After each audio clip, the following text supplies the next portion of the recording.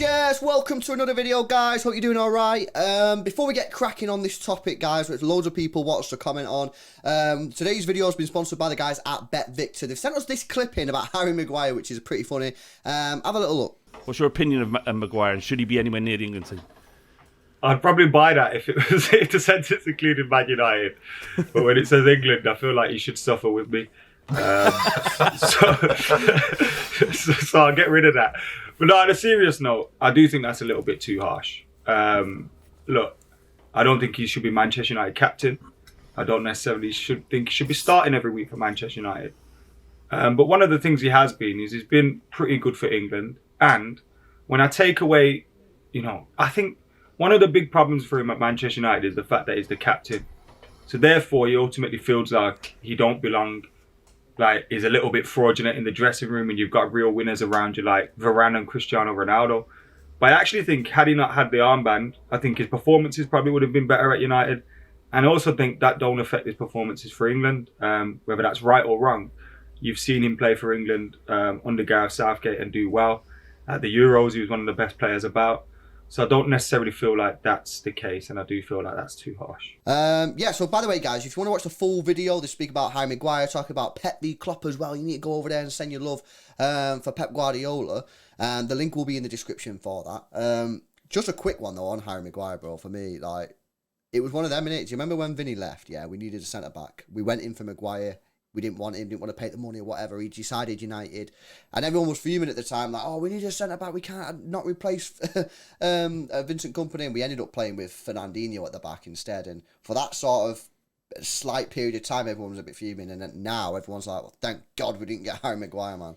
Dodged a bullet. If you put Harry Maguire in our system, it still doesn't work just like it doesn't work in United system. Put him in a team where they all sit back and defend, then it might look half decent. But in a team which is going to play high line, Maguire's getting dusted every week. And United don't even play high line all the time, and he still looks crap.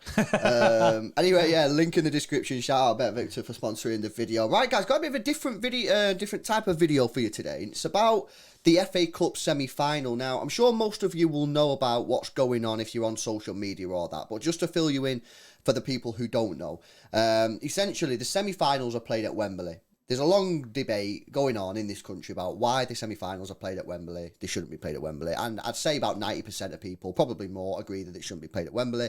It's all a money-making situation. The semi-finals, obviously there's two, are both played on the same weekend. One on the Saturday, one on the Sunday.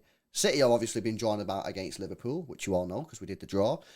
Which means you've got 80,000 or whatever fans going down to London, right? From Liverpool and Manchester. And again, for those that are not in the country, very close together. It's also bank holiday weekend, so you're going to get a load of holiday makers and that going down south and going to London. Tourism is going to be high and that. And there's no trains. They've cancelled the trains, bro, to do works. Now, I don't know what you're thinking, yeah, but this is a complete disgrace, bro. Like, I swear down the people who make these decisions about the train cancellations, like, they must be doing it on purpose, bro, because surely they have to look. Surely they have to go and look and say, ooh, is there any big events going on where people might need to come from the north to the south? Oh, yeah, it's FA Cup semi-final. There's going to be 100,000 fans travelling down. The thing is, Network Rail or whoever it is, I think it's Network Rail who are going to be doing these works. They have to apply for a permit to be able to do these works because, you know what I mean? They have to close lines down. They have to stop things. How was that approved? Yeah. It's almost like everything went completely above all football terms and that, and no one thought about, whoa, what are the fans going to do anything? It's just, what, they can't get there? It doesn't matter anyway, do you know what I mean? Fuck it. Network Rail, this has to be done now. Doesn't matter what the fans are doing. And then the smart thing from the FA would have just been to just when they found that out the Network Rail stuff was going to be out, with all the clotheslines and stuff, they just go, right, okay, it's not going to be held at Wembley, and they do it somewhere else like that. They just announce it like that. But nah, it's just like, oh yeah, we continue as normal. We carry on. What's that? All these fans coming from the north can't get to the south. That sounds like a you problem, not a me problem. Go jump in your car and get on the motorway and get down there. But then you've got the issue of your bank holiday, and also what you say, but 80,000 people coming down from the north, all in the cars trying to get there. It will be incredible. It'll be madness. There's so many reasons that this is dumb, you know what I mean? Like you said, bro, the Network Rail, the people, or whoever runs the train lines, yeah, it's done from their point of view, because they should check what's going on and check events, you know what I mean? You're not telling me they can't find another weekend where it would have been better to have done this situation, yeah? So then they've done that.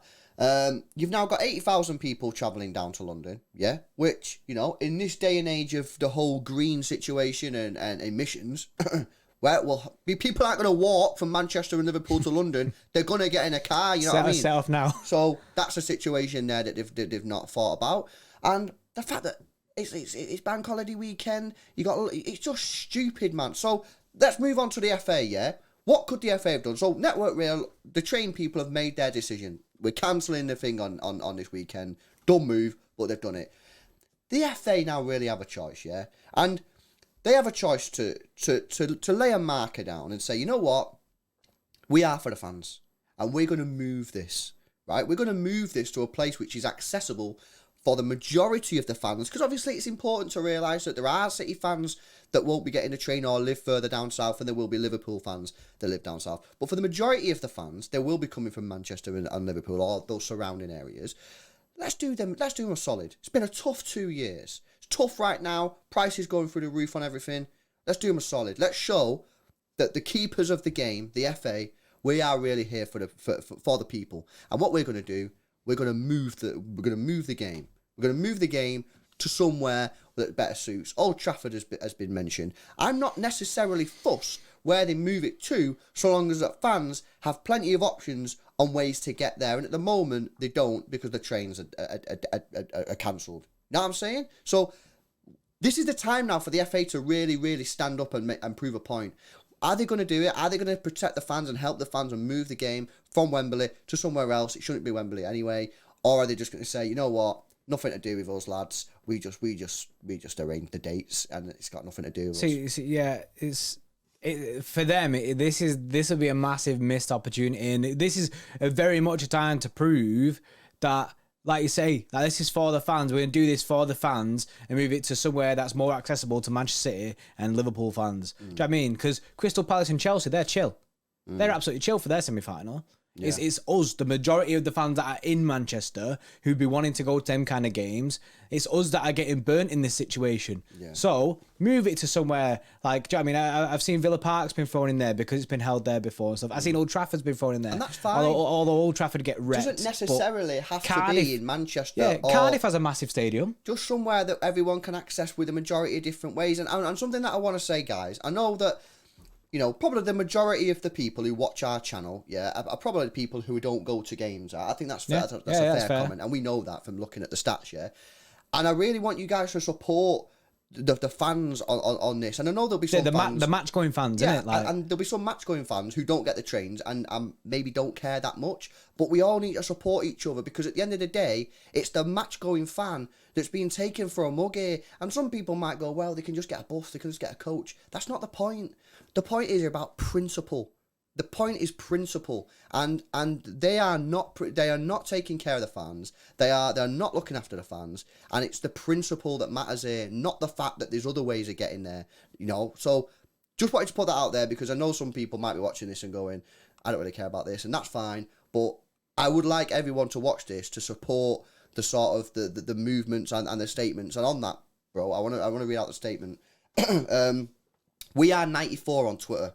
They're sort of they're basically the official sort of voice for City fans. Yeah, 1894, that's their thing, innit? And Liverpool's sorry, I got a bit of a cough, is Spirit of Shankly. Now they've done a joint statement, so I'm going to read the statement out to you. Spirit of Shankly and all Liverpool FC supporters, along with City's 1894 group and fans of Manchester City Football Club, celebrated on Sunday at reaching the FA Cup semi-final. Yet rather than basking in the anticipation of the match to be played on Saturday 16th, it was, for all involved, not a case of we're on our way to Wembley, but how will we get to Wembley? Over the coming Easter weekend, when the game is scheduled, there are no trains between Euston and Milton Keynes, meaning there is no direct train to London from either Liverpool or Manchester. More than 64,000 travelling supporters will be forced onto the roads, which will already be overburdened with bank holiday traffic, which we've obviously just mentioned. Goes on to say, For the other semi-final between Chelsea and Crystal Palace, Wembley makes sense. For Liverpool and City, it makes no sense. The FA statement on the matter claims that they are looking for a solution and twice mentions supporters, yet fails to include us or any ongoing conversation. We are asking both clubs and the FA and Wembley to reconsider where this game is played and for once to put their fans at the forefront of their thinking. And they go on to finalise and say City and Liverpool are less than 40 miles apart and there are plenty of big grounds enough far closer than Wembley to stage such a prestigious game. We appreciate ties of this magnitude need forward planning, but the issue of how two sets of supporters will be able to travel and watch their teams has been ignored. Network Rail will have had their work scheduled, as is often the case over public holidays for months on end. Did the FA in their planning of such large-scale event not think to check for disruption to travel for travelling fans in advance? We urge those in charge to think again to move the venue, and that's obviously what you're saying, bro. Why are these people not looking at this? Why are people not talking to each other? You know what I'm saying? How has this passed through every single step and everyone's just breezed over the fact that no fans can get there? It's such a weird situation to find ourselves in. I've seen that, and in fairness, City 1894 and the Liverpool supporter group, the thing that Spirit Shankly. Yeah, Spirit Shankly. They've put the statement out, and I've seen that it was on Sky Sports yesterday. They said something about it and stuff, and it's kind of like it's been like ringing around the news now, which is good. And this is what it needs. It needs the basically to be publicised and for as many people to see it as possible, for as many people to get behind it, to try and basically encourage the FA to do the right thing and move it to somewhere closer to our. Do you know what I mean? Somewhere accessible. Forget about the whole Wembley semi-final thing. It doesn't matter if no one can get there. Do you know what I mean? And I think both clubs or both sets of fans clearly coming together would much prefer it if it was just literally at Villa, at Cardiff's massive stadium, at Old Trafford, anywhere. Do you know what I mean? Anywhere that's close round here with a stadium that can hold them fans should be there. It's a neutral ground, and get it on a neutral ground and we're chill. Yeah, no, absolutely. Look, I know some of you might just think we're rambling there, but it's important for fans to stick together, you know what I mean? And even if you're, in the States or in India, you know what I mean, or Hong Kong, no matter where you are, we've got to stay together. We've got to put pressure on these guys, because at the end of the day, what is football without fans? It's nothing. And it don't matter where you are, you know what I mean? If your fellow fan, regardless of where they are, is being roasted, which we are being roasted right now in terms of this whole situation. We need to stick together and put pressure on. And pressure does work, guys. A few years ago, ticket prices were ridiculous. We're looking at sort of like 50, 60, 70 pound a ticket in the Premier League. Fans put pressure on, continual pressure. 20's plenty. Didn't get it down to 20, but we got it down to 30 quid, mate, which is a lot better than 60, 70, 80 quid. So fans do make action. No matter where you are, put pressure on social media. Let's get this thing changed. Let's stick together. And, let's come together and put some pressure on for this game to be moved, man. Rightly so, it should be moved. It shouldn't be at Wembley. It should be at Wembley at the first place, bro. Fuming, bro. Right, we'll end it there, guys. Let us know your thoughts in the comment section below. Go check out the We Are 84 on Twitter. Give that post that they've done, the statement, a retweet and that. You know what I mean? Let's get it going. Let's get it going viral. Let's put some pressure on these guys and let's get this thing and move. You know what I mean, for the match day fan. Hopefully you have enjoyed the video. If you have, please smash a like on it. Subscribe to the channel if you're new. Go check out the link in the description. Go watch that full video from Bet Victor, and we'll see you in the next one. See you in a bit.